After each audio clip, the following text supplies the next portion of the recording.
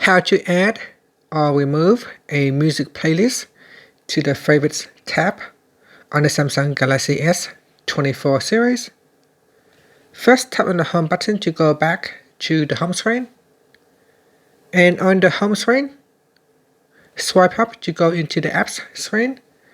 In here, open up the music app.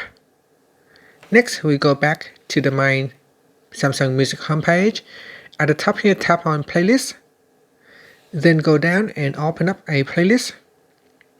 Next, tap on the heart icon at the top. And once it is a solid heart, it will be added to favorites. So if I go to my favorites tab, you can see there is now a IT Jungles playlist.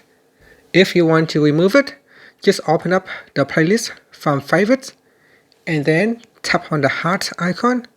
Once the heart is empty or in white icon, it is removed from favorite.